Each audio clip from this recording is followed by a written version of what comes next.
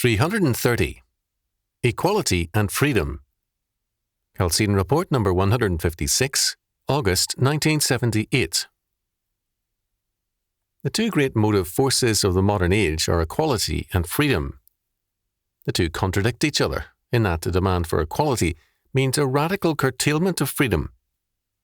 Few moderns see any contradiction, however, because the meaning of freedom has been redefined.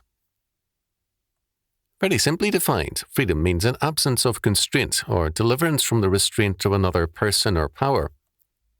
But such a definition makes it clear that freedom is relative to our basic faith and standards. For me, to be married is freedom. For another man, it may mean slavery.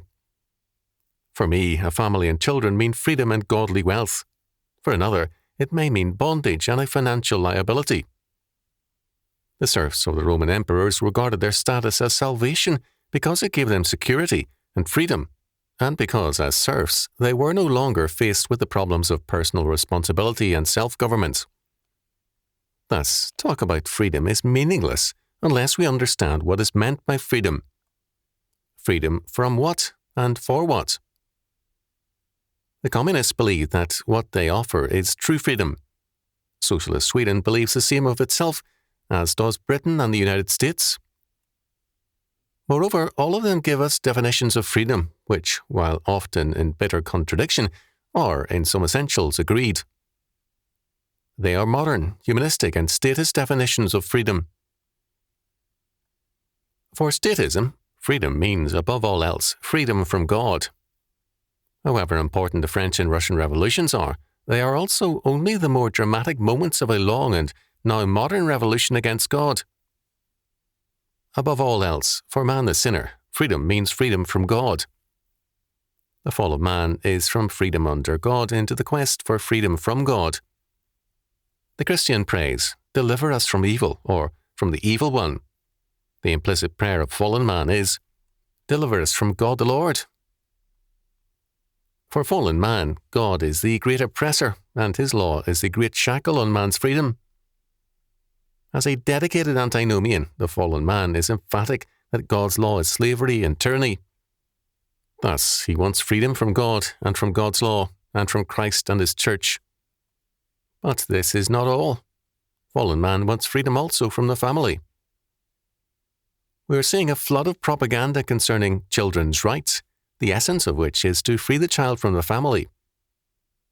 Humanistic man has long since regarded the family and strict familial responsibility as nonsense. Women have been working for, quote-unquote, liberation from the family, and the goal is now to, quote, liberate, end quote, the children also. Some have proposed state subsidies and independent incomes for every child in order to separate the child from the family. In numerous other ways, modern man seeks liberation from a variety of things, from work, responsibility, society, duty, and even from death itself. But this is not all. He seeks freedom from these things through statist action, so that, for him, the state is the agency of liberation. This is the heart of the state's claims and power over man. The state presents itself as the saviour of man, as the agency of liberation. The state, however, has a better record throughout history as the oppressor and enslaver of man. It is easy for men to laugh at the idea of Stalin or Hitler as liberators, but they are no less gullible than those enslaved by Stalin and Hitler when it comes to their own state.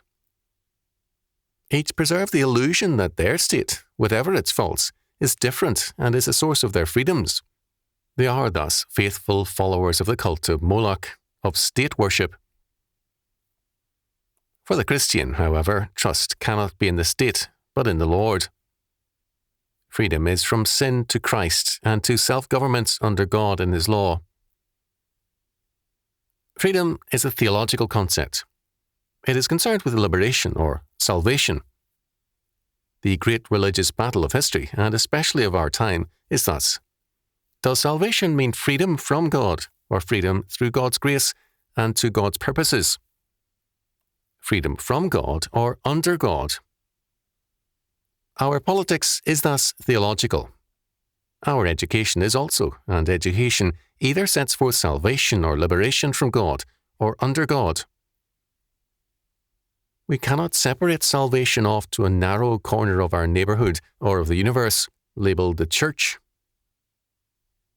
Salvation, whether called by its more secular names of freedom and liberation, still is a total thing.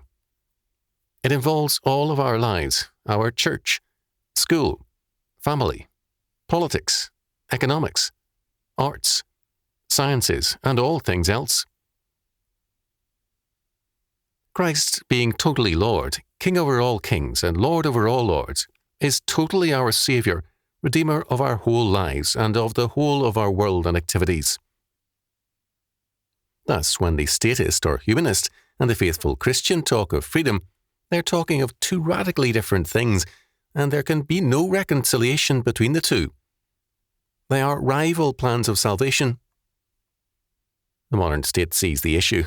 If its plan of salvation or liberation is to prevail, then the Christian plan must be suppressed. Christian churches, schools, and agencies which refuse to compromise must be suppressed. No man can serve two masters or have two lords. This is the issue of our time, and all men will be pushed to a decision by God's providential government of history. Who is the Saviour? Christ or the state?